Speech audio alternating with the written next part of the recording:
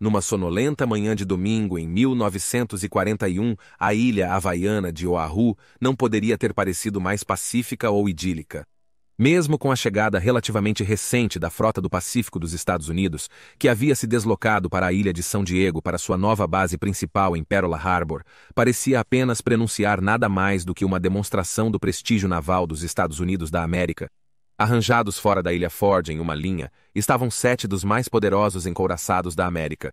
Esta parte do porto ficou conhecida apropriadamente como a Fileira dos Encouraçados, e a visão desses encouraçados aparentemente invencíveis deve ter convencido a todos de que o poder da América era inquestionável.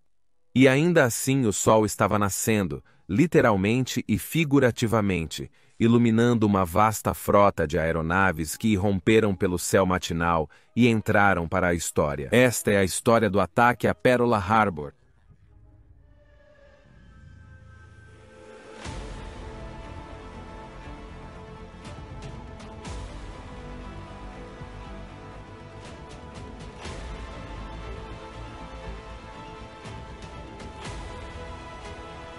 Bem-vindo às Guerras do Mundo.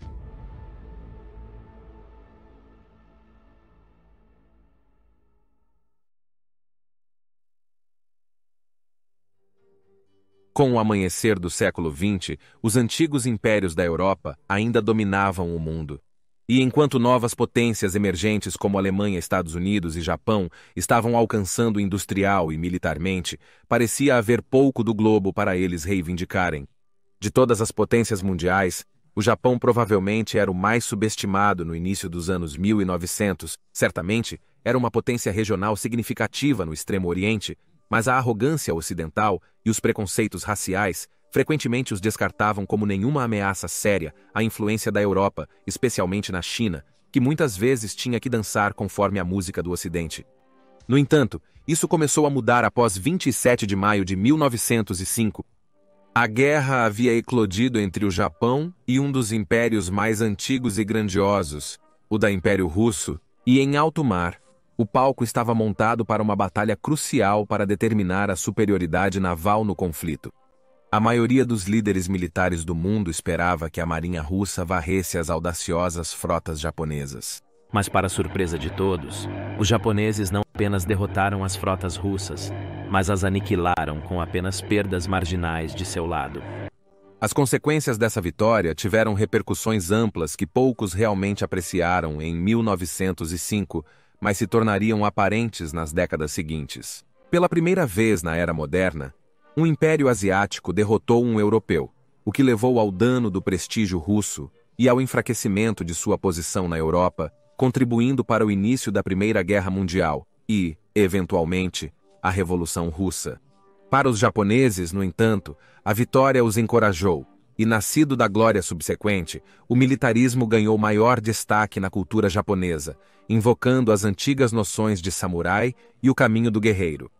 Eles continuaram seu acúmulo militar e abraçaram as mais recentes tecnologias militares, pois foi a tecnologia que lhes permitiu alcançar a superioridade sobre os russos. Os novos navios de guerra japoneses eram iguais ou até superiores aos equivalentes europeus. E quando o Japão apoiou os aliados na Primeira Guerra Mundial, os navios de guerra japoneses entraram no Mediterrâneo para batalhar com a Alemanha, onde impressionaram e preocuparam os almirantes europeus. As tropas japonesas também lutaram campanhas bem-sucedidas contra as possessões alemãs na Ásia, consolidando ainda mais sua posição como uma das principais potências mundiais. No entanto, uma vez terminada a guerra, o Japão descobriu que ainda não era considerado digno de sentar-se no topo da mesa. Além disso, as potências mundiais impuseram uma série de limitações de armamentos a todos os países, projetadas para prevenir outra guerra mundial. Porém, favoreceram muito a Reino Unido e os Estados Unidos. Especialmente no mar, a marinha do Japão foi fortemente restrita em termos do número e tamanho dos navios que poderia construir, em comparação com Reino Unido e Washington, que argumentavam que precisavam de um maior número de navios, pois tinham impérios maiores que precisavam de defesa. Nesse momento, a bola já estava rolando no Japão com ambições de construir um grande império asiático moderno com o Japão no coração. As facções mais militantes da sociedade japonesa agora estavam ansiosas para aproveitar a oportunidade que se apresentava dos europeus e americanos, exaustos para atacar para fora, sem risco de interferência deles. a menos que fossem desafiados diretamente. A recessão econômica vivida no país no final da década de 1920 apenas intensificou os apelos dos militaristas pela expansão para apreender recursos no exterior, como petróleo e metais estratégicos, dos quais o Japão não tinha suprimentos indígenas significativos. Havia duas mentalidades predominantes sobre como esse novo império seria forjado. O primeiro era conhecido como Plano do Norte, e este previa uma invasão da China através da Manchúria, e depois para a União Soviética, onde o exército japonês capturaria a rica em petróleo Sibéria. Isso era apoiado pela liderança militar, principalmente pois, como uma campanha terrestre, poderiam contar com recursos e financiamento governamental significativos. Eles também viam o comunismo como uma das maiores ameaças ao Japão, e acreditavam que o mundo ocidental, igualmente desconfiado dos comunistas, provavelmente ignoraria a invasão, ou até mesmo apoiaria o Japão diretamente. O plano contrário, conhecido como Nanshinron, via o Sudeste Asiático e as numerosas ilhas do Pacífico como estando na esfera de interesse do Japão caso servissem ao Império. Favorecido pela Marinha japonesa, essa era uma abordagem mais problemática para a construção do Império no início dos anos 1930, pois ameaçava levar o Japão a um conflito com as potências europeias da Reino Unido-França e Países Baixos, que possuíam possessões nesta região, bem como os Estados Unidos nas Repúblicas das Filipinas. Ambas as políticas foram seguidas em graus variados na década de 1930, embora o Plano Sul tenha sido seguido com muito mais cuidado do que o Plano Norte do Exército. Esforços no Sul foram feitos para aumentar pacificamente a influência do Japão com o estabelecimento de várias empresas japonesas, que construíram instalações para usos aparentemente comerciais, mas tinham um claro potencial militar no futuro. Enquanto isso, do outro lado do Mar do Japão, o Império Japonês já havia garantido a ilha de Taiwan após a Guerra Sino-Japonesa de 1894, e havia anexado a Península Coreana em 1910. Eles agora estavam se preparando para instigar a primeira parte do Plano Norte, ocupando a Manchúria no sudeste da China, que alimentaria o exército e a economia do Império, e lhes daria um palco para a eventual guerra com a União Soviética. No entanto, eles não podiam simplesmente invadir sem algum pretexto, e então os japoneses inventaram um ataque a uma linha ferroviária na Manchúria, usada por residentes japoneses que trabalhavam lá. Apelidado de Incidente de Mukden. Uma pequena bomba foi detonada na linha ferroviária pelos japoneses em 18 de setembro de 1931 e atribuída a terroristas chineses. A bomba era tão fraca que a pista nem sequer foi danificada, e os trens continuaram a usá-la imediatamente após o incidente, mas a resposta japonesa foi rápida, e logo as tropas japonesas estavam desembarcando na Manchúria para proteger os cidadãos japoneses desses terroristas. Apesar de terem uma enorme vantagem numérica, as tropas chinesas que defendiam a Manchúria foram totalmente superadas, e em 6 meses, a região caiu para o Japão, tornando-se o estado fantoche de Manchúria. A condenação internacional foi rápida, especialmente quando a decepção em relação ao bombardeio foi comprovada por uma investigação da Liga das Nações. Isso levou o Japão a se tornar algo como um pária diplomático. Mas a Liga das Nações fez pouco além de registrar protestos com Tóquio. Antes da invasão da Manchúria, a China estava em estado de guerra civil, pois os combates haviam eclodido entre os nacionalistas e os comunistas. Mas com as tropas japonesas em solo chinês, eles decidiram interromper os combates e se concentrar em expulsar as tropas de Tóquio. Os combates perduraram meses e anos após o bombardeio da linha ferroviária. Inicialmente, os chineses receberam significativa assistência técnica da União Soviética, mas logo isso se expandiu para incluir a ajuda dos Estados Unidos que, declarando-se uma parte neutra, também vendeu grandes quantidades de sucata para o Japão, que então reciclou essa sucata em ferramentas de guerra. À medida que os combates na China se intensificavam, ficava claro que os japoneses tinham uma vantagem tecnológica e qualitativa sobre os chineses, particularmente no ar. Assim, os chineses foram procurar ao redor do mundo por ex-pilotos militares para treinar pilotos chineses a pilotar os novos tipos de aeronaves que estavam recebendo, particularmente os americanos. Um desses pilotos era Robert Macaulay Curto, que se encontrava demonstrando o biplano de combate Boeing 318 para os chineses. Mas ao testemunhar em primeira mão a brutalidade japonesa e a falta de ação por parte da comunidade internacional, em fevereiro de 1932, ele decidiu se juntar à luta. Naquele dia, ele usou sua aeronave mais avançada para atacar 3 caças da marinha japonesa que voavam do porta-aviões Honshu sobre Xangai. Apesar de danificar o líder do voo, Os 3 aviões japoneses escaparam de suas armas ao retornar ao porta-aviões. De volta ao solo, a situação naquele momento era grave para os chineses, e em 22 de fevereiro, o esquadrão com o qual Curto estava voando foi forçado a se realocar para um aeródromo em Nanjing. Voando com um tipo mais rápido que os chineses, Curto optou por partir primeiro sozinho e seguir para o aeródromo. No entanto, no caminho, ele avistou 3 bombardeiros Boom da Marinha Imperial Japonesa. Curto atingiu em alta velocidade 3 aviões, derrubando o líder com tiros. No entanto, ele aparentemente não estava ciente dos ágeis caças AUMN que escoltavam os bombardeiros que mergulharam atrás dele e feriram mortalmente seu Boeing 318. Testemunhas no chão relataram ver o Boeing caindo em chamas e se acidentando a sudeste da cidade de Suzhou. Relatos indicam que pilotos japoneses sobrevoaram o local do acidente, com um deles homenageando o americano falecido. Embora Curto estivesse agindo como uma pessoa privada e não em nome do Exército dos Estados Unidos da América, ainda assim pode-se argumentar que ele se tornou simultaneamente o primeiro piloto americano a abater um avião japonês e, por sua vez, a primeira baixa de combate entre os Estados Unidos da América e o Japão no ar. Em 22 de maio de 1933, diplomatas japoneses e chineses se reuniram para negociar um cessar-fogo e efetivamente entregaram a Manchúria e partes do norte da China para Tóquio.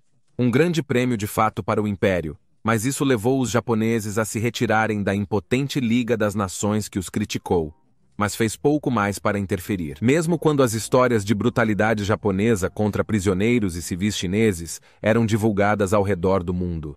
Houve combates esporádicos ao longo da fronteira chinesa na China nos anos que se seguiram, principalmente conduzidos por forças partidárias anti-japonesas, particularmente aquelas leais aos comunistas chineses. Mas então, na noite de 7 de julho de 1937, tropas chinesas e japonesas trocaram tiros perto da ponte Marco Polo na estrada para Pequim. A causa exata do combate é disputada, mas provavelmente começou como resultado de confusão misturada com alta tensão entre as tropas de ambos os lados.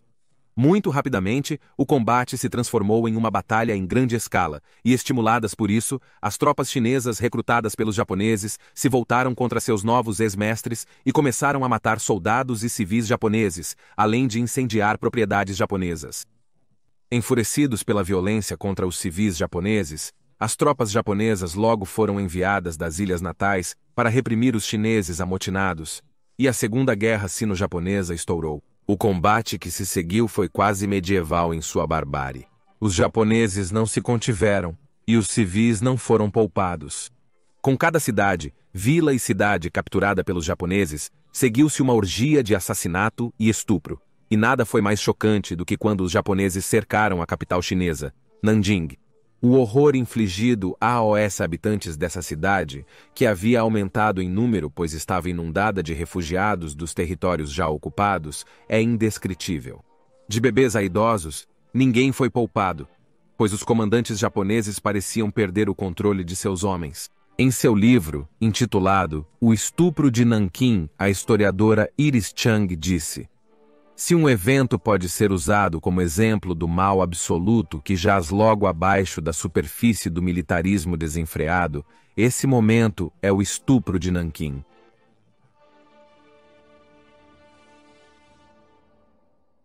Considerando que as potências ocidentais tinham vários interesses na China durante as décadas de 1920 e 30, elas observaram com alarme a situação no país se deteriorar com o surto da Guerra Civil, e em seguida, a invasão do Japão à Manchúria. Mesmo mantendo-se neutros na maioria dos conflitos, sentiram a necessidade de mobilizar forças para proteger seus interesses.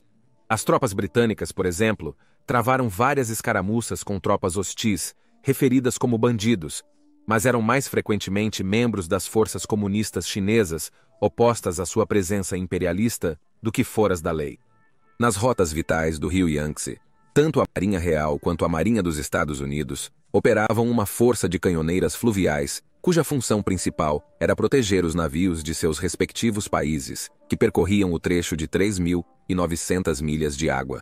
Era um trabalho perigoso, com atiradores de várias facções frequentemente escondidos ao longo das margens do rio, esperando para pegar membros da tripulação desavisados no convés. Um membro da frota asiática americana envolvido neste trabalho perigoso era o USS Penélope com 59 oficiais e homens a bordo.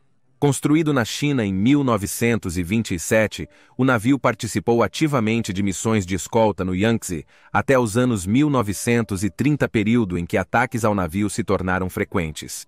Embora, como um dos capitães do navio, o comandante-tenente R. A. Dyer uma vez comentou: "Os chineses parecem ser atiradores bastante ruins, e o navio, até agora, não sofreu nenhuma baixa nestes confrontos." Em 1937, a invasão japonesa da China mudou drasticamente a situação, e havia preocupação de que aviões de guerra japoneses errantes pudessem confundir o navio de guerra com um navio chinês e atacar. Como tal, o Penélope começou a navegar com grandes bandeiras americanas penduradas no topo do navio para identificá-lo. Em dezembro de 1937, quando os japoneses se aproximavam da condenada capital chinesa de Nanjing, canhoneiras americanas e britânicas, incluindo o Penélope, foram implantadas em uma operação para evacuar suas respectivas embaixadas. O Penélope, juntamente com vários funcionários da embaixada americana e civis a bordo, se juntou a 3 navios mercantes americanos e, em 12 de dezembro, à medida que os combates se intensificavam, subiu o rio na tentativa de evitar ser pego no fogo cruzado. As autoridades americanas informaram AOS japoneses sobre a presença do navio na região, mas mesmo assim, aviões japoneses receberam ordens para atacar todos os navios no Yangtze.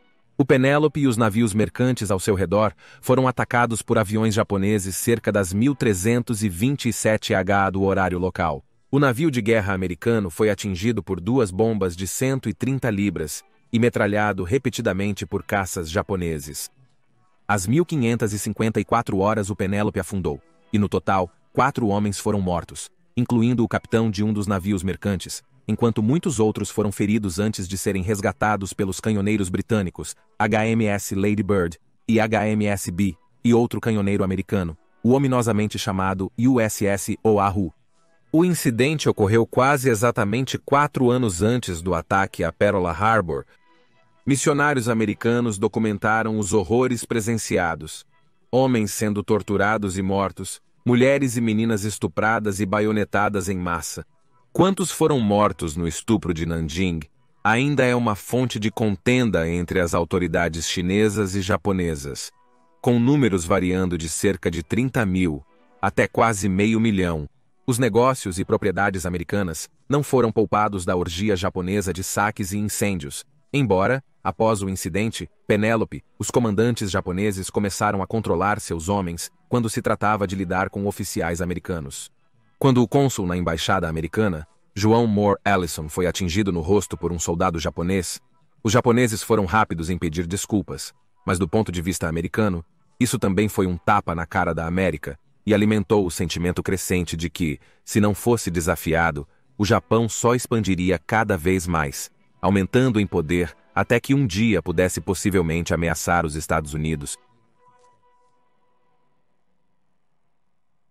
Após o massacre de Nanjing e os ataques a estrangeiros, navios e edifícios, a opinião pública na Austrália e nos Estados Unidos especialmente se afastou da indiferença geral para uma postura amplamente anti-japonesa em relação à Segunda Guerra Sino-Japonesa.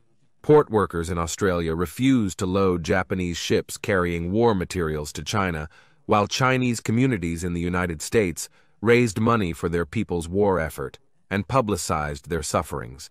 No entanto, mais uma vez, quaisquer protestos caíram em ouvidos surdos em Tóquio, que não reconhecia a autoridade de ninguém além do imperador. Além disso, eles já estavam construindo navios de guerra em excesso AOS, tratados de limitação de armas, para grande preocupação dos impérios britânico e holandês, que na época estavam preocupados com a crescente ameaça emergente da Alemanha nazista na Europa.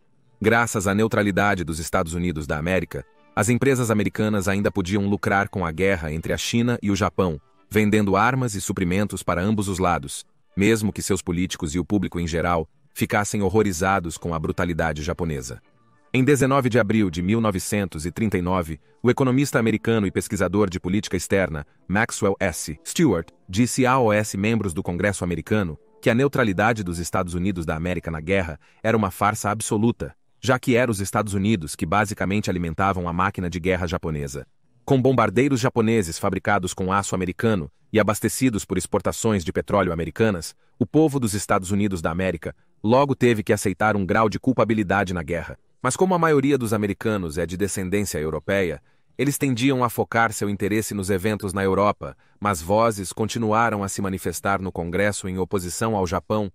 Quanto ao próprio Japão, seu exército agora finalmente estava engajado em batalha com a União Soviética. Desde a criação de Manchúria, as forças soviéticas e japonesas lutaram uma série de escaramuças em uma guerra de fronteira não declarada, mas em 11 de maio, isso começou a se transformar em uma guerra aberta completa. Conhecido no Japão como o Incidente de Nomonhan, o conflito duraria até 16 de setembro de 1939, momento em que o 6º Exército Japonês havia sido dizimado, perdendo pelo menos 8.000 homens. O exército soviético havia perdido substancialmente mais homens nos combates, mas havia alcançado seu principal objetivo estratégico de manter a integridade de sua fronteira. O impacto dessa derrota foi de longo alcance em relação à política externa de Tóquio. Isso efetivamente anunciou o toque de finados para o Plano do Norte, pois sabiam que, embora seus soldados fossem superiores aos soldados soviéticos, a União Soviética poderia lançar muito mais contra eles do que eles jamais poderiam esperar igualar. Isso provocaria uma reavaliação da política externa, com o Japão concordando com um pacto de neutralidade com a União Soviética em 1941 para evitar hostilidades futuras. Isso deixou o exército japonês focado em sua guerra na China, enquanto a Marinha se preparava para implementar o Plano do Sul à força, se necessário. Em setembro de 1939, a Europa foi incendiada pela guerra com a Alemanha nazista, e em junho de 1940 França e Países Baixos haviam caído e seus militares foram amplamente derrotados. Isso deixou suas colônias abertas para a expansão japonesa no Pacífico e no Sudeste Asiático, com relativamente pouco que alguém pudesse fazer a respeito.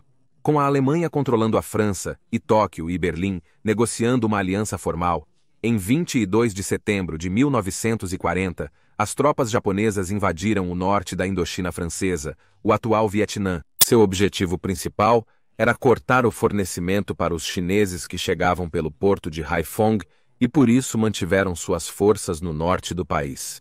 Garantindo a região no dia 26 de setembro, no dia seguinte, o Japão se juntou à Alemanha e à Itália para formar as potências do eixo. Esses eventos causaram grande impacto em Reino Unido e Washington, levantando questões sobre o futuro.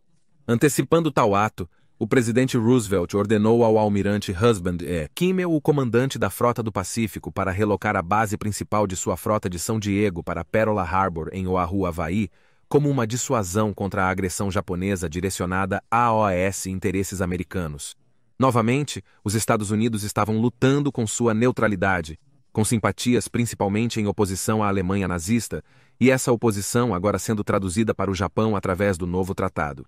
Cabos diplomáticos começaram a ser enviados entre todas as partes interessadas, buscando garantias de Tóquio de que o Japão não ameaçaria os interesses aliados na região.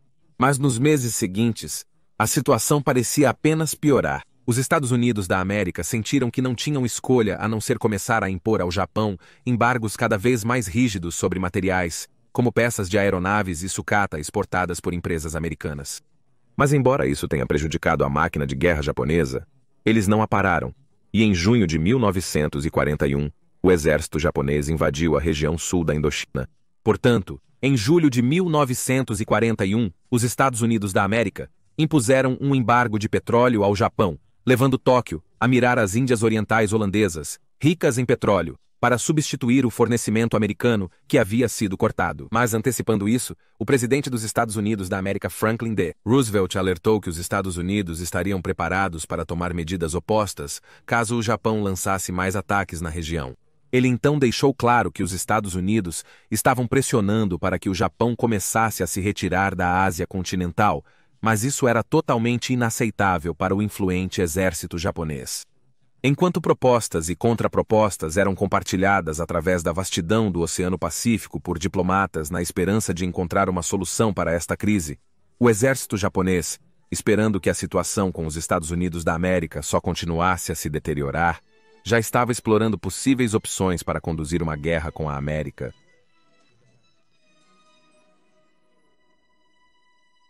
Nascido em 4 de abril de 1884, Isoroku Yamamoto se formaria na Academia Naval Imperial Japonesa, aos 20 anos, inicialmente se especializando em artilharia naval, que ainda era o fator dominante no combate naval, apesar da introdução de armas mais novas como o torpedo e o submarino. Servindo com distinção em Tsushima, onde foi ferido em ação, ele logo subiu nas fileiras e foi indicado para várias notáveis missões no exterior, no então amigável país dos Estados Unidos, estudando na prestigiosa Universidade de Harvard e na Embaixada Japonesa em Washington. Seus conhecidos japoneses e americanos frequentemente notavam seu gosto por jogos de azar, e ele era considerado algo como um tubarão em vários jogos de chance tanto do Oriente quanto do Ocidente. Apesar de sua carreira até então ser um tanto convencional, no início da década de 1920, ele foi um dos poucos líderes militares mundiais que realmente compreenderam o potencial da aeronave militar como uma ferramenta de guerra. A Marinha Japonesa adquiriu sua primeira aeronave em 1910 e encomendou seu primeiro porta-aviões, o Hoshō, em 1922. No entanto, como em outras marinhas ao redor do mundo, a aviação naval ainda era vista apenas como uma arma de apoio aos navios de guerra. Ansioso para promover maior inovação e investimento no poder aéreo naval, em 1924, ele mudou seu foco para este novo ramo da Marinha Imperial Japonesa, servindo primeiro como chefe do Departamento de Aeronáutica, antes de comandar a primeira divisão de porta-aviões. A missão Senpil, composta por pilotos e engenheiros britânicos, auxiliou no desenvolvimento da frota de porta-aviões do Japão. Esta missão britânica, oficialmente patrocinada, visava lucrar com a intenção do Japão de construir uma grande frota de porta-aviões para uso no Pacífico, argumentando que o Japão fora um aliado na Primeira Guerra Mundial e que nunca poderiam igualar as marinhas real ou dos Estados Unidos da América.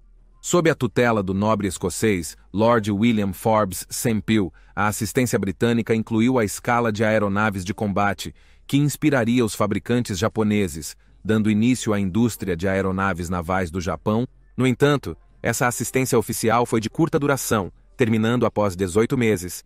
Porém, neste breve período, muito conhecimento técnico já foi transferido para o Japão. No entanto, apesar do fim da missão, Lord Senpil continuou a fornecer aos japoneses informações sobre os desenvolvimentos militares britânicos, em contradição à lei oficial de segredos britânica. Suas atividades foram descobertas, mas suas conexões políticas permitiram que ele escapasse da acusação, e na década de 1930, ele continuaria a agir em nome dos interesses japoneses. Enquanto isso, agora um almirante, Yamamoto sabia que apenas o poder dos porta-aviões na década de 1930 não seria suficiente para construir a poderosa força naval de ataque que ele sonhava, e por isso ele encomendou uma grande frota de bombardeiros de torpedo terrestres bimotores para apoiá-los até que novos e mais poderosos aviões de porta-aviões pudessem ser desenvolvidos. Até 1940, graças a Senpil, que lhes deu o impulso técnico de que precisavam, e homens como Yamamoto fornecendo a infraestrutura doutrinária, o Japão havia construído a força de aviação naval mais poderosa do mundo, composta por 6 grandes porta-aviões de frota, 3 porta-aviões secundários menores e um porta-aviões de treinamento. Apoiado pelas imensas forças de bombardeiros terrestres, o Japão estava agora em posição de desafiar seus antigos aliados, cada vez mais hostis. Mas Yamamoto não estava nem perto de ser tão entusiasmado pela guerra com os impérios da Reino Unido-França, Países Baixos e Estados Unidos, especialmente enquanto o Japão ainda estava lutando contra a China. O conhecimento íntimo de Yamamoto sobre os Estados Unidos da América o tornou o homem perfeito para planejar uma guerra contra eles. Mas isso também lhe deu o conhecimento do risco envolvido. Comparando os Estados Unidos com seu próprio país, ele sabia que os americanos tinham vantagens tanto em termos de homens quanto de material numa base de 1 para 1. A preocupação dos americanos com os eventos na Europa com a Alemanha de Hitler aliviaria inicialmente parte dessa vantagem com as implantações da frota dos Estados Unidos da América, já favorecendo as operações no Atlântico, mas uma vez iniciada a guerra com o Japão, grande parte da frota americana do Atlântico seria realocada contra eles. Então haveria o poderoso complexo industrial da América que, além de ser vasto, não dependia tanto da importação de materiais estratégicos como o Japão, e por isso seria mais difícil de ser interrompido com submarinos e aeronaves. Com tudo isso em mente, ele raciocinou que imediatamente após o início dos combates, o Japão teria 6 meses para derrubar suficientemente os Estados Unidos do Pacífico a tal ponto que os forçaria à mesa de negociações. Lá, eles poderiam ser feitos para render o controle do Pacífico a Tóquio, dando ao Japão carta branca para criar seu império, eufemisticamente chamado de esfera de coprospetidade, e se tornar o império dominante na Ásia. Ele alertou que, se o Japão não fosse vitorioso dentro de 6 meses, 12 no máximo certamente perderiam a guerra, porque era o tempo que ele acreditava que levaria para os Estados Unidos da América se prepararem totalmente para a guerra, momento em que o Japão não poderia esperar igualar a produção de guerra americana. Sua opinião bastante pessimista foi recebida com hostilidade pelo exército japonês, mais influente politicamente, que estava convencido da superioridade e do espírito de luta de seu país. Com os generais exigindo guerra contra os impérios ocidentais na Ásia, ele foi obrigado a planejar. Ele sabia que o primeiro ataque teria que ser decisivo e dar ao Japão espaço para se expandir pelo mar, com o mínimo de oposição possível pelo maior tempo possível. A marinha japonesa planejou uma guerra com os Estados Unidos da América, prevendo principalmente uma invasão em larga escala do território americano nas Repúblicas das Filipinas. Das Repúblicas das Filipinas, os Estados Unidos estavam em posição privilegiada para ameaçar as rotas marítimas vitais do Japão e ter uma base de onde atacar o império em expansão.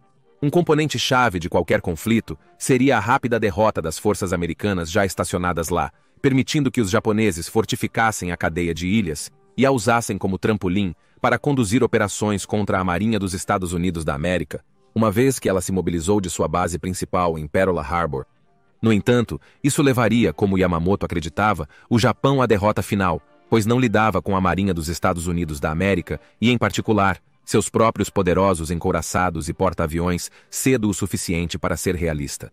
Esses não seriam apenas uma ameaça durante a campanha nas Repúblicas das Filipinas, mas forçariam o Japão a travar uma campanha naval para contra-atacar, o que levaria tempo que os americanos poderiam usar para se preparar para a guerra. Em busca de alternativas, ele começou a contemplar a ideia um tanto radical de atacar Pearl Harbor em um golpe preventivo. Isso eliminaria a principal força da Marinha dos Estados Unidos da América em um único golpe. Foi enquanto considerava suas opções que ele soube, por meio de relatórios de oficiais navais japoneses em Berlim e Roma, de uma batalha entre as forças britânicas e italianas, que ocorreu na noite de 11 de novembro de 1940. Usando os aparentemente obsoletos biplanos, Fairey Swordfish, a Marinha Real Britânica, lançou um ataque aéreo a partir do porta-aviões HMS Illustrious contra a maior parte da frota de superfície italiana, enquanto estava ancorada no porto de Taranto. Os italianos pensavam que o porto era raso demais para torpedos aéreos e que qualquer ataque aéreo seria detectado antes de causar danos significativos. E ainda assim, ambas as crenças foram despedaçadas naquela noite. Embora o ataque aéreo não tenha destruído a frota italiana, ela foi tão fortemente danificada que foi retirada da luta no Mediterrâneo por vários meses. Era exatamente isso que Yamamoto esperava alcançar com a frota americana. E assim, em vez de enfrentar a frota do Pacífico americana em guerra aberta em alto mar, ele optou por um ataque preventivo contra eles, enquanto ainda estavam ancorados em Pearl Harbor, no Havaí. Ele imaginou um ataque muito maior do que o que os britânicos haviam realizado em Taranto, incorporando os 6 grandes porta-aviões da Marinha Japonesa e os mais recentes caças, bombardeiros e aviões de torpedo, todos trabalhando juntos para primeiro destruir os aviões americanos que protegiam o porto, e então aniquilar os encouraçados e porta-aviões americanos. Os generais japoneses inicialmente duvidavam do plano. Eles queriam que os porta-aviões apoiassem os desembarques em Myanmar, Manila e nas Repúblicas das Filipinas, temendo que se tantos porta-aviões do Japão, 60% de sua força total, fossem descobertos pelos americanos e destruídos antes ou depois de atacarem Pearl Harbor, então eles perderiam a guerra na hora. Yamamoto refutou suas preocupações, afirmando que se o Japão não destruísse a frota americana em Pearl Harbor primeiro, então o Japão estava garantido a perder, independentemente de qualquer plano de guerra alternativo. No final, Yamamoto ganhou a argumentação, e a preparação para um ataque a Pearl Harbor começou. No entanto, havia inúmeros obstáculos no caminho da ambição de Yamamoto. Como o porto de Taranto Pearl Harbor estava localizado em um trecho comparativamente raso de água, o que apresentava problemas para as aeronaves portadoras de torpedos, que suportariam a maior parte do esforço contra os navios de guerra americanos. Ao soltar um torpedo na água de uma aeronave, ele mergulharia a uma profundidade superior a 100 pés antes de subir e se nivelar. Em Pearl Harbor, isso significava que quase todos os torpedos ficariam enterrados na lama no fundo do porto, que em alguns lugares tinha pouco menos de 100 pés de profundidade. Os americanos estavam tão confiantes de que era impossível que torpedos lançados por aeronaves ameaçassem os navios em Pérola, que nem sequer usavam redes de torpedos para proteger seus encouraçados. Em Taranto, os britânicos contornaram esse problema fazendo com que seus antigos biplanos voassem extremamente baixo e devagar, reduzindo assim a profundidade na qual o torpedo mergulhava após ser lançado. Mas isso não era uma opção para os japoneses com seus bombardeiros de torpedo monoplano mais avançados. Eventualmente, os engenheiros japoneses chegaram a uma solução astuta na forma de fixações de madeira anexadas à frente e à cauda dos torpedos que reduziriam a profundidade na qual eles mergulhavam após atingir a água. O maior obstáculo no plano de Yamamoto agora havia sido superado, e a Marinha dos Estados Unidos da América estava alheia às ameaças que os japoneses representavam. A partir de abril de 1941, pilotos da Marinha Imperial Japonesa iniciaram simulações de ataques a navios dos Estados Unidos da América. Enquanto esses pilotos praticavam, eles ganhavam mais experiência, que poderia então ser incorporada ao seu plano geral. Para ajudá-los, os almirantes japoneses construíram um modelo massivo de Pearl Harbor para finalizar cada detalhe do plano de ataque. Mas para que fosse aperfeiçoado, eles precisavam de inteligência. Entre Takeo Yoshikawa, um jovem oficial naval japonês que foi enviado para Oahu para espionar a frota americana, sem mais acesso do que um turista comum, Yoshikawa conseguiu reunir uma quantidade notável de informações sobre a frota e os aeródromos circundantes que a protegiam apenas observando-os. Com uma alta população nipo-americana na ilha, ele atraiu pouca atenção e costumava sentar-se em uma casa de chá com vista para o porto, observando a atividade, usando seu conhecimento enciclopédico de embarcações americanas para construir uma imagem intricada da rotina diária. Talvez sua atividade mais conhecida fosse se passar por um turista e alugar um avião de turismo para fotografar discretamente o Porto do Ar. Essas informações detalhadas foram então enviadas de volta para Tóquio, onde foram incorporadas AOS planos finais. No final do planejamento, o uso de submarinos anões de 2 homens seria incluído para auxiliar o ataque. Os submarinos anões tentariam se infiltrar no porto e lançar seus torpedos nos navios de guerra dos Estados Unidos da América, enquanto suas tripulações estavam ocupadas demais, se defendendo do ataque aéreo para notá-los.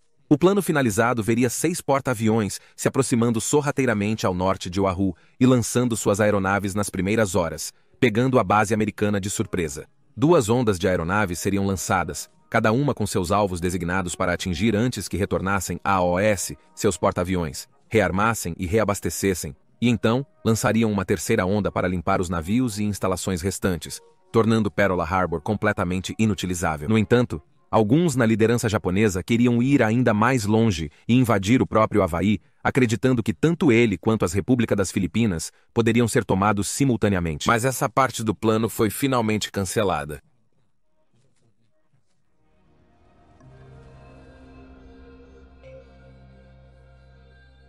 No começo de novembro, ainda existiam esperanças de que a guerra pudesse ser evitada no último minuto por ambos os lados.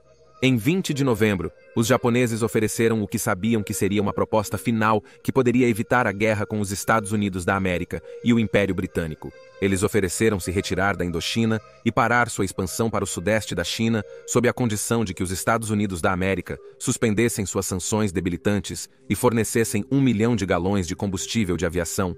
Os Estados Unidos da América consideraram a oferta inaceitável e emitiram uma contraproposta de que o Japão deveria se retirar unilateralmente do continente chinês. Isso era impensável para Tóquio, que agora sabia que a guerra estava chegando. Enquanto isso, Yamamoto já estava reunindo sua frota combinada de porta-aviões, couraçados, cruzadores, destroyers e submarinos. Incluía 2 cruzadores pesados, um cruzador leve e 2 couraçados, 9 destroyers e 8 petroleiros, 23 submarinos de frota e 5 submarinos anões. O componente-chave desta frota era, claro, os 6 porta-aviões de frota e suas aeronaves sob o comando do almirante Nagumo. Juntos, esses 6 navios embarcaram uma força de mais de 400 aeronaves. Supervisionando a operação a partir do encouraçado, Nagato Yamamoto ordenou que esta, a força de porta-aviões mais poderosa da história, fosse para o mar em 26 de novembro de 1941. Enquanto a situação diplomática parecia irresolúvel, mas o ávido jogador sabia que esta, sua primeira jogada de dados, seria a mais crucial e potencialmente a mais problemática. Todo o seu plano dependia de surpresa, mas certamente, dada a tensão entre Tóquio e Washington, os Estados Unidos da América perceberiam que uma vasta frota de navios estava desaparecida e começariam a procurá-los. Se descobrissem que rumavam ao Havaí, os americanos poderiam interceptar mobilizando suas frotas e aeronaves.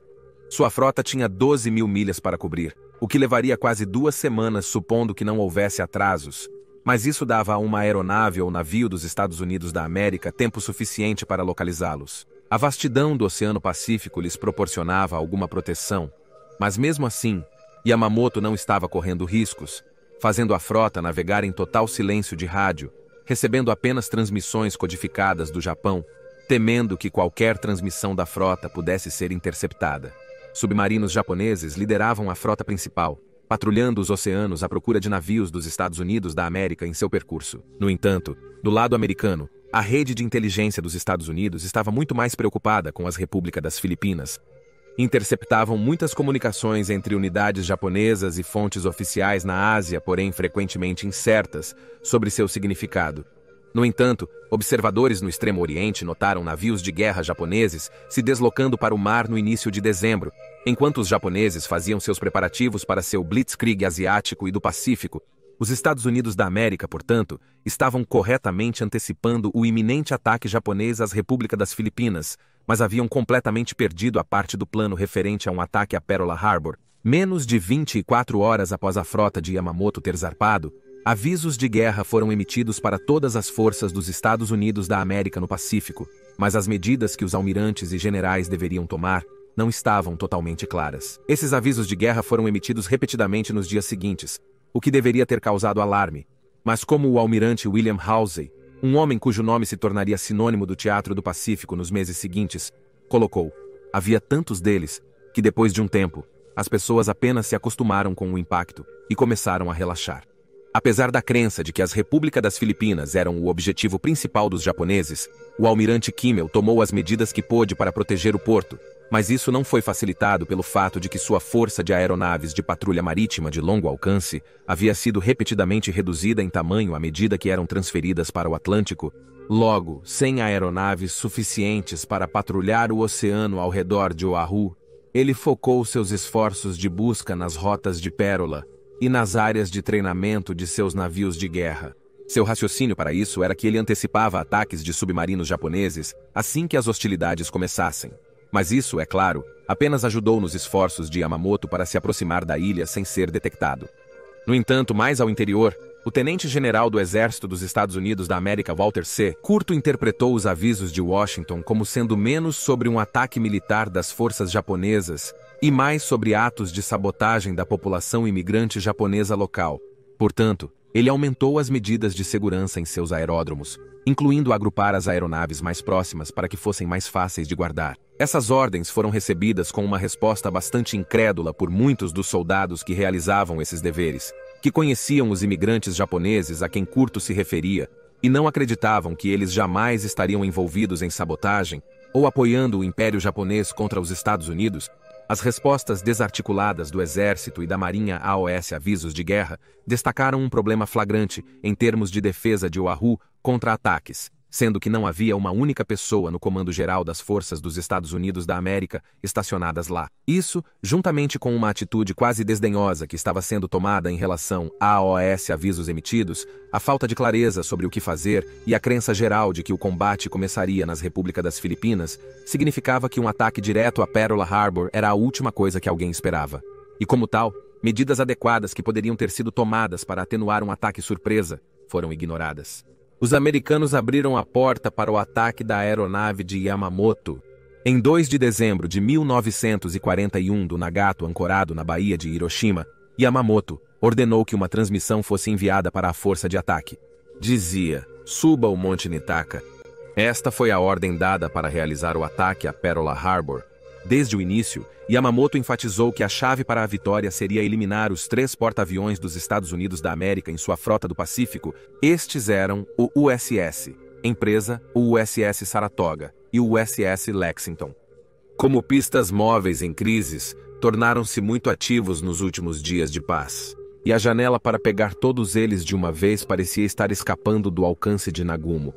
Saratoga estava de volta a oeste Estados Unidos da América, passando por uma grande reforma, e, portanto, certamente não estaria em Pearl Harbor no dia 7 de dezembro, o que deixou Empresa e Lexington. Empresa foi a próxima a sair quando, em 28 de novembro, saiu de Pérola, com ordens para transportar 12 caças F-4 Wildcat da Marinha dos Estados Unidos da América para a ilha Wake. Então, apenas 2 dias antes do início do ataque, Lexington também foi empregada na entrega de aeronaves, desta vez para a ilha Midway. Portanto, com a aproximação da frota japonesa, houve desapontamento pela ausência dos porta-aviões. Essa era a ideia principal do ataque: eliminar esses porta-aviões da batalha antes que eles pudessem levar a América à vitória. Os japoneses haviam apostado tudo para chegar aqui, e os alvos mais importantes estavam completamente fora da linha de fogo. No entanto, o ataque foi ordenado para prosseguir de qualquer maneira. Eles ainda poderiam desferir um golpe poderoso contra a frota americana, o que só os enfraqueceria ainda mais em qualquer confronto futuro, onde os 3 porta-aviões poderiam ser destruídos usando números japoneses esmagadoramente superiores. Na noite de 6 de dezembro de 1941, nas últimas horas de paz, os decifradores de códigos americanos começaram a interceptar uma enxurrada de transmissões codificadas pelo Pacífico. Inseguros sobre o que tudo isso significava, pois ainda não tinham uma visão completa, eles esperavam que os japoneses atacassem o Sudeste Asiático e as Repúblicas das Filipinas, mas um aviso para esse fim não chega a Pearl Harbor antes do sol começar a nascer sobre Oahu.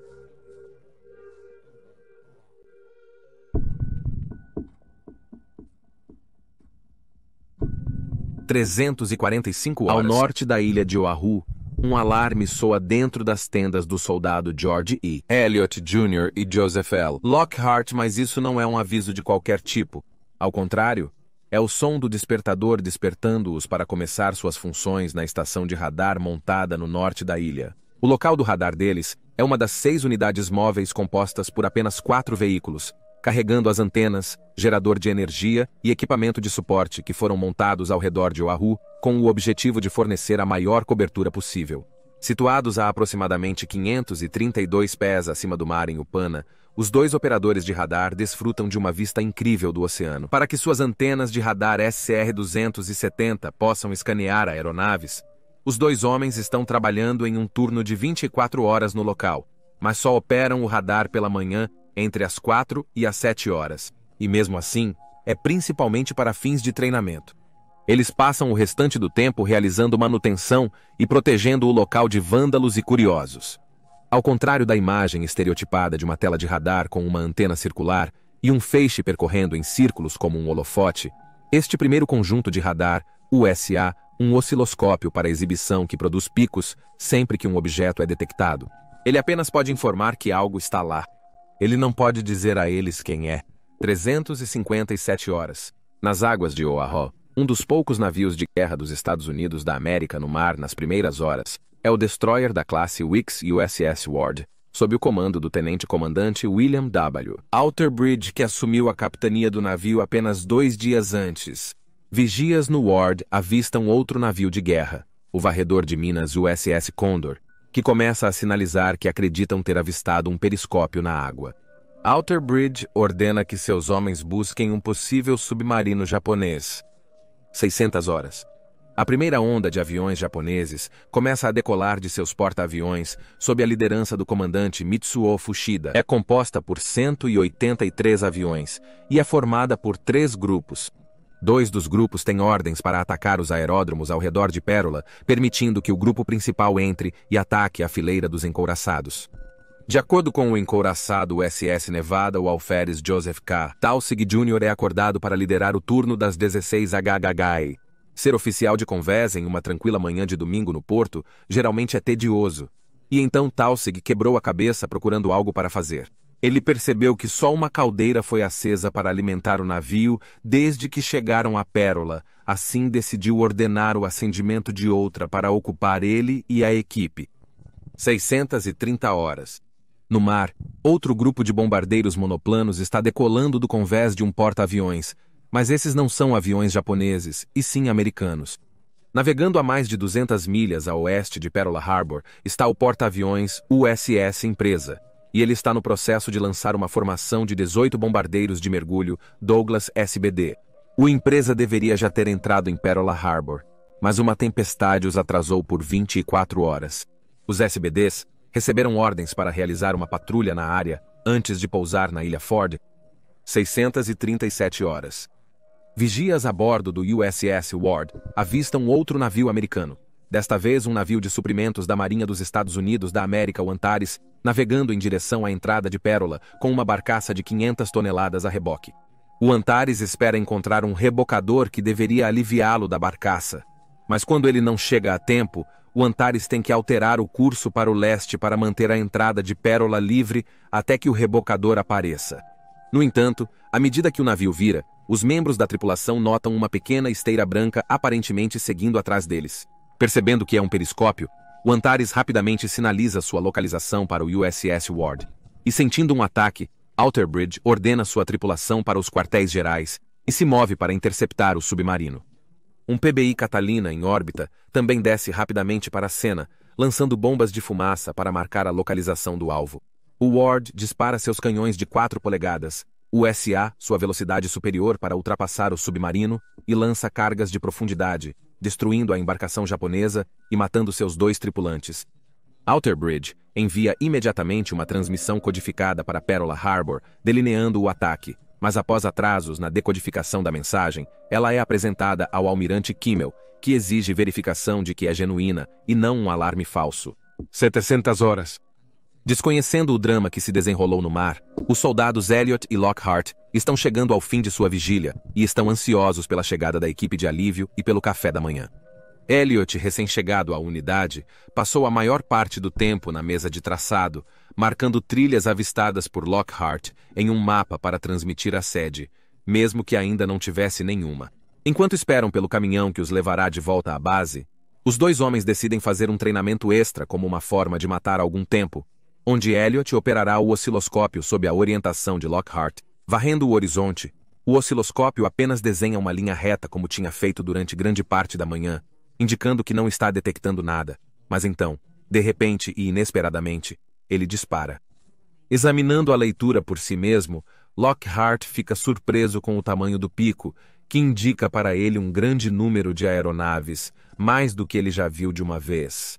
Os homens contatam prontamente o Forte Shafter em Honolulu para comunicar suas descobertas. Falando com o soldado José MacDonald, que está procurando pelo tenente Kermit Taylor na sala de traçado, Taylor descarta o relatório como nada. Para a incredulidade de Lockhart, ele insiste que estão detectando uma grande formação de aeronaves se aproximando de Oahu e reconhecendo a preocupação na voz do jovem operador de radar, MacDonald volta para Taylor e insiste que ele fale diretamente com ele. O tenente Taylor novamente diz a Lockhart e Elliot para ignorar a trilha, porque ele sabe que eles estão esperando um grupo de bombardeiros B-17 Flying Fortress voar dos Estados Unidos da América para o Campo Roda. Nem Lockhart, Elliot, nem MacDonald estão satisfeitos com isso, mas eles têm que seguir as ordens de seu oficial superior. Após ser dispensado do dever, MacDonald volta à sua tenda com uma expressão sombria. Quando questionado por um colega soldado sobre o que estava errado, ele responde que os japoneses estão chegando. 726H, o destroyer USS Helm, inicia um dia de trabalho de manutenção de rotina nas boias no porto e ao redor. Após 740 horas, Elliot e Lockhart perdem contato com o grupo de aviões detectado 30 minutos antes. Um caminhão logo chega para levá-los de volta à sua base principal, chegando justo quando o som de explosões ecoa por Oahu. 748 horas, o comandante Mitsuo Fushida ordena que seus homens comecem o ataque. À medida que os homens da frota do Pacífico despertam atordoados, o porto ganha vida com o som dos motores aéreos. Mesmo agora, muitos deles estão alegremente inconscientes do perigo iminente, atribuindo as aeronaves a serem pilotos da Marinha ou do Exército, realizando algum treinamento matinal. Em navios como o USS Nevada, bandas estão tocando enquanto a cerimônia de hasteamento da bandeira matinal começa. É apenas quando as primeiras explosões começam a rugir que eles finalmente percebem o que está acontecendo. Os japoneses pegaram os americanos em Pearl Harbor completamente e totalmente de surpresa. O encouraçado Roe aguenta os primeiros ataques, com o USS Oklahoma sofrendo danos significativos no casco por 2 torpedos. Alguns minutos depois, um terceiro torpedo atinge o navio de guerra e quase o vira. Nos primeiros minutos do ataque, o USS West Virginia leva 7 golpes de torpedos do tipo 90 e 1 modificados, enquanto quase simultaneamente o USS California leva 2. Então os bombardeiros japoneses atacam. Cerca de 10 bombardeiros japoneses miram o USS Arizona com conchas perfurantes de armadura modificadas de 1.760 libras que atingem o navio com efeito devastador. Uma das bombas detona perto dos depósitos do navio, resultando em uma poderosa explosão que efetivamente corta o navio em 2. Nas proximidades, o cruzador pesado USS Helena é atingido por um torpedo depois que o piloto japonês atacante confundiu o navio com o navio almirante do almirante Kimmel, o encouraçado Pensilvânia, na pouca luz. A explosão deste impacto danifica o navio de Minas USS Oglala, que começa a encher de água, e os esforços para impedir o naufrágio do navio são frustrados por repetidos ataques de metralhadoras de aeronaves japonesas. Outro cruzador, o USS Relé, também recebe um impacto de torpedo e começa a inclinar-se à medida que enche de água. Imediatamente, os marinheiros americanos correm para suas posições defensivas e começam a revidar, abatendo algumas aeronaves japonesas. No entanto, os artilheiros na fila de navios de guerra têm dificuldade em mirar nos aviões japoneses porque os navios de guerra estão tão juntos que há o risco de se atingirem com balas. A bordo de muitos dos navios que revidam, as munições rapidamente se esgotam, às vezes em minutos, deixando os membros da tripulação correndo para trazer novos suprimentos dos armazéns do navio. Como se tudo isso não fosse suficiente, a oposição aérea americana em Pearl Harbor é tão baixa que os caças Zero japoneses começam a metralhar os artilheiros defensivos com balas. Mais para o interior, quando as primeiras bombas começaram a cair sobre Pérola, os aeródromos do exército em Ponto do Barbeiro Sinos Ricam e Vieira são atacados. Bombas caem entre as aeronaves agrupadas para protegê-las de sabotadores locais, causando danos imensos. No campo roda pilotos como o tenente Felipe Rasmussen ainda estão de pijama enquanto pegam quaisquer armas que conseguem encontrar para atirar nos aviões japoneses. Durante uma pausa no ataque ao campo, Rasmussen e seus camaradas avaliam os danos. Grandes números de seus caças P-38 e P-40 estão em chamas, mas milagrosamente, alguns parecem ter escapado ilesos, e então eles rapidamente armam e abastecem eles antes de decolar. Apesar de estar em grande desvantagem numérica, e com o próprio P-36 de Rasmussen sendo menos do que um adversário para o Zero japonês, e tendo uma arma emperrada, ele ainda consegue derrubar um dos caças japoneses. No total, os pilotos de Vieira conseguiram derrubar 11 aviões japoneses, mas isso foi apenas uma gota no oceano, comparado à força total que estava sendo usada contra eles. No meio do ataque, os SBDs do empresa chegam sobre Pearl Harbor e não conseguem acreditar no que estão vendo. Quase de imediato, são atacados por aviões japoneses e artilheiros americanos que confundem-nos com bombardeiros japoneses semelhantes, resultando em 7 abatidos antes do pouso. Pouco tempo depois, os B-17s que o tenente Tyler esperava que chegassem também são alvejados tanto por pilotos japoneses quanto por artilheiros americanos. Muitas das aeronaves sofrem danos e, com o campo Ricam sob pesado ataque aéreo, os bombardeiros desviam para aeródromos próximos. 817 horas. O destroyer USS Helm, que estava programado para realizar a manutenção das boias do porto, vira para deixar o porto enquanto o ataque continua. Enquanto o destroyer deixa a entrada para o mar aberto, onde pelo menos pode manobrar enquanto é atacado, um vigia avista um objeto preso em um recife próximo e logo o identifica como um dos submarinos anões de 2 homens. Virando para este bordo, o Helm abre fogo contra o submarino anão, mas erra, e o pequeno submersível logo escapa. Porém, ele logo fica preso novamente no recife. Eventualmente, os 2 homens a bordo abandonarão o submarino, resultando em um deles se afogando, e o outro, Kazuzo Sakamaki, se tornando o primeiro prisioneiro de guerra japonês dos Estados Unidos. 827 horas.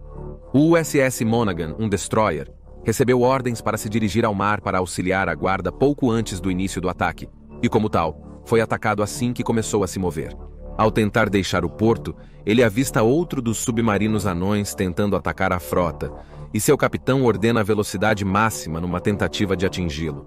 Errando o submarino por apenas 50 jardas, o destroyer então solta cargas de profundidade na água que é tão rasa, a explosão resultante levanta sua popa da água, danificando o mecanismo de direção. Fora de controle, o navio colide com uma barcaça, mas sofre apenas danos menores. 830 horas. A bordo do destroyer USS Alvino, a tripulação está se esforçando para mover o navio e se afastar do cais para não ser um alvo fácil. Com a maioria da tripulação e todos os oficiais superiores em licença terrestre, o Alvino se afasta com menos da metade de sua equipe regular e um jovem alferes, Stanley B. Kaplan no comando. Kaplan mal esteve no mar por 8 meses, e agora ele está comandando um destroyer sob fogo pesado, tentando escapar do massacre.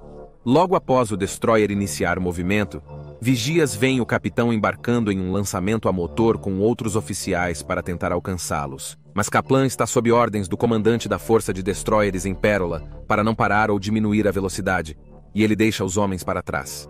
O artilheiro, em seu primeiro comando, dispara contra aviões japoneses enquanto navega com Alvino para o mar. Após quase 3/4 de hora de quase contínuos ataques aéreos, o navio de guerra Roe é deixado em chamas enquanto a primeira onda de aviões de guerra japoneses termina seus ataques e volta para seus porta-aviões. Mas a segunda onda não está muito atrás. 840 horas. Apesar de ter levado um golpe de torpedo que causa uma forte inundação, o encouraçado USS Nevada consegue ganhar força graças à decisão do alferes Taussig de acender outra das caldeiras do navio. O que deveria ter levado 2 horas para se mover, leva apenas 40 minutos, e o poderoso encouraçado se liberta de suas amarras e não é mais um alvo fácil para os japoneses. 854 horas. A segunda onda de ataques japoneses começa com 35 caças, 78 bombardeiros de mergulho e 54 de alta altitude. No entanto, agora as forças americanas estão totalmente engajadas e enfrentam a segunda onda de frente. A maioria das perdas japonesas ocorridas em 7 de dezembro estão entre a segunda onda, que não tem o benefício da surpresa total, e isso não passa despercebido pelo almirante Nagumo. 950 horas. Defendendo-se de repetidos ataques de bombardeiros japoneses, o USS Nevada está tentando chegar ao mar aberto quando é atingido por 5 bombas japonesas de 250 kg. Os japoneses estão fazendo um esforço determinado para afundar o navio de guerra no canal que leva a Pérola, esperando que isso bloqueie a entrada e a saída, agravando ainda mais o dano que eles infligiram às forças americanas em Oahu. Essas bombas leves provocam danos consideráveis ao navio de guerra, mas não o bastante para afundá-lo. No entanto, eles começam incêndios que agora são uma ameaça tão grande para sua tripulação sob pressão quanto os japoneses. 1000 horas. Suas bombas, balas e torpedos gastos e com pouco combustível. Os últimos pilotos japoneses começam a retornar AOS seus porta-aviões, esperando serem carregados para participar da terceira onda de ataques. No entanto, para o desgosto de muitos deles, o almirante Nagumo cancelou a terceira onda de ataques. Nagumo alegou que a maioria de seu objetivo, à exceção dos porta-aviões, foi atingida. Considerando que os americanos estavam preparados para mais ataques, sacrificar seus pilotos e aeronaves seria desnecessário e enfraqueceria sua força, essencial para a iminente batalha com os porta-aviões americanos. Assim que todas as aeronaves retornam AOS porta-aviões, ele manda a frota recuar. Dos 350 aviões que ele enviou para a batalha naquela manhã, 29 foram perdidos, um número relativamente pequeno para o dano que foi infligido. 1030 horas. Apesar dos esforços hercúleos da tripulação do Nevada para escapar de Pearl Harbor, os incêndios causados pelas bombas impediram as equipes de controle de danos de lidar com o alagamento, e temendo que o navio de guerra afunde, sua tripulação recebe ordens para encalhar o navio na costa da ilha Ford próxima. Com a ajuda de um rebocador e um pequeno varredor de minas, o Nevada atinge a costa no ponto do hospital e não é mais móvel.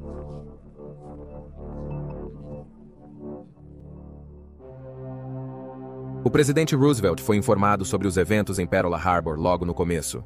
Dada a diferença de horário entre Oahu e Washington, era o início da tarde quando o secretário da Marinha Frank Knox irrompeu em uma reunião que o presidente estava tendo com um de seus conselheiros, Harry Hopkins, para dizer-lhe que os japoneses estavam atacando Pearl Harbor.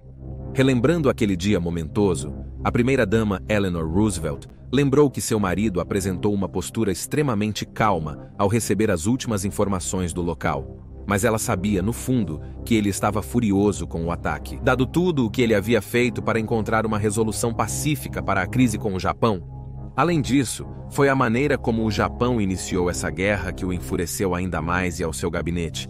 Um insulto 7 horas e meia depois das bombas começarem a cair sobre Pearl Harbor, os japoneses entregaram sua declaração de guerra contra os Estados Unidos e a Reino Unido.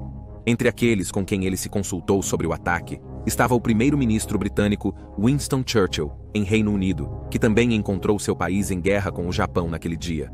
Coincidindo com o ataque a Pearl Harbor, as forças japonesas atacaram possessões britânicas no Extremo Oriente, como Hong Kong, levando o primeiro-ministro a dizer a Roosevelt: "Estamos todos no mesmo barco agora." Avaliando a situação e o que os próximos dias poderiam implicar, Roosevelt confidenciou a Eleanor que esperava que a Alemanha logo seguisse os passos de seus aliados japoneses e declarasse guerra aos Estados Unidos. Quase repetindo as próprias previsões de Yamamoto Roosevelt, disse a ela que os Estados Unidos de forma alguma estavam preparados para lutar na guerra em que agora estavam envolvidos, e que levaria tempo para reorganizar a indústria americana de produção de carros e geladeiras para a fabricação de tanques e bombas. Portanto, ele disse a ela que, em sua opinião, o país teria, citando, que sofrer muitas derrotas antes que pudéssemos ter uma vitória. Armada com esse conhecimento, Eleanor Roosevelt foi ao rádio naquela noite para seu programa semanal agendado. Para uma audiência de ouvintes chocados, irritados e assustados, ela os tranquilizou afirmando, citando: "O que quer que nos seja pedido, nós o realizaremos. Nós somos o povo livre e incontestável dos Estados Unidos da América." Enquanto ela falava ao povo americano em suas casas, seu marido estava com sua secretária, Grace Tully, ditando um discurso que planejava fazer no dia seguinte ao Congresso dos Estados Unidos da América. À noite, ele e seu gabinete se reuniram onde discutiram os últimos relatórios de Pearl Harbor. A notícia era horrível. Os relatórios de baixas aumentavam exponencialmente a cada mensagem do local, e com tantos navios danificados ou afundados de uma só vez, a frota do Pacífico da Marinha dos Estados Unidos da América sofreu um golpe significativo na rodada inicial crucial do conflito. A salvação foi que, milagrosamente, todos os porta-aviões dos Estados Unidos da América foram poupados. Após uma noite de sono inquieta, Roosevelt discursou ao Congresso às 12h30 do dia 8 de dezembro de 1918,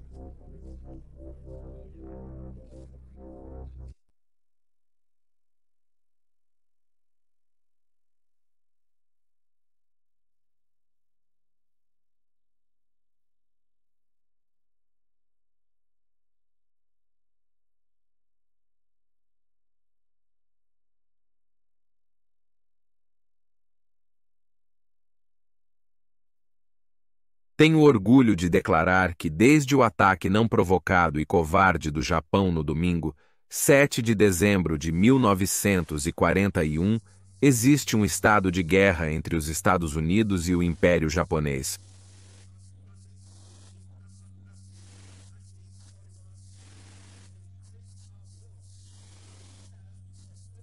Dentro de uma hora, o Congresso votou para retribuir a declaração de guerra ao Japão. A votação foi quase unânime, exceto por uma única voz, a de Jeannette Rankin, uma republicana de Montana, e a primeira mulher a ocupar um cargo federal nos Estados Unidos da América. Rankin votou contra a declaração e recusou-se a ser pressionada pelos outros representantes, mesmo quando eles vaiaram e sibilaram para ela publicamente da galeria.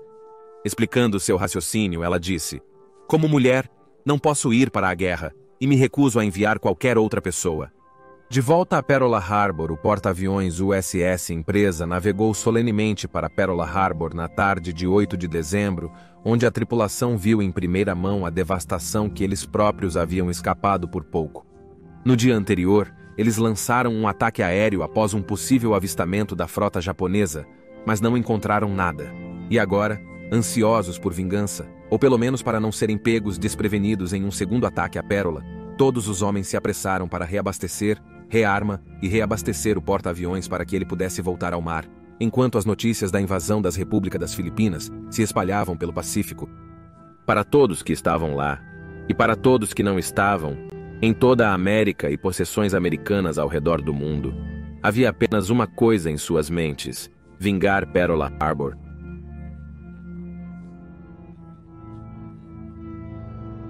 2.335 militares dos Estados Unidos da América e 68 civis foram mortos no ataque a Pearl Harbor. Além disso, 1.178 ficaram feridos.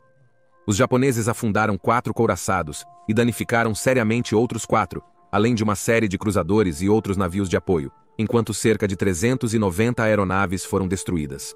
Ainda assim, a sobrevivência dos porta-aviões americanos significou que o ataque só daria ao Japão os 6 meses que Yamamoto estimou para derrotar os aliados. Isso foi algo que o Japão falhou em fazer. Em junho de 1942, na Batalha de Midway, 4 porta-aviões que atacaram Pearl Harbor foram perdidos para os americanos. Seria uma derrota da qual o Japão nunca se recuperaria e forneceria o catalisador para a eventual queda do Império Japonês em 1945. Pearl Harbor deixou uma impressão indelével nos Estados Unidos após a Segunda Guerra Mundial, particularmente quando a Guerra Fria começou com a União Soviética. Os Estados Unidos da América temiam constantemente serem pegos de surpresa em outro ataque surpresa, mas desta vez envolvendo armas nucleares, e por isso investiram bilhões de dólares em sistemas de alerta precoce e tecnologias de coleta de inteligência. Eles também instigaram um enorme programa de rearmamento para confrontar os soviéticos, para que, ao contrário de 7 de dezembro de 1941, os Estados Unidos da América estivessem sempre preparados para lutar em qualquer guerra que pudesse estourar. Mas, em um esforço para evitar que isso acontecesse em primeiro lugar, os Estados Unidos também adotaram uma política externa muito mais agressiva para combater os soviéticos do que fizeram para combater os japoneses na década de 1930. Com todas essas lições de guerra aprendidas, muitos historiadores questionaram se os Estados Unidos da América deveriam ou não ter conhecimento de um ataque em andamento. Evidências-chave foram negligenciadas ou, como alguns sugeriram, deliberadamente ignoradas. Como muitos eventos importantes na história, Pearl Harbor gerou teorias da conspiração que vão do plausível ao absolutamente absurdo, que, no entanto, continuam sendo discutidas até hoje, especificamente se Roosevelt sabia que o ataque iria acontecer antes de 7 de dezembro. A única coisa que pode ser dita com certeza é que Pearl Harbor foi mais do que apenas um ataque AOS Estados Unidos. Em um único golpe, alterou o curso da história mundial, catapultando a América para a Segunda Guerra Mundial e sua posição atual, provavelmente a nação mais influente e certamente a mais poderosa na face da Terra.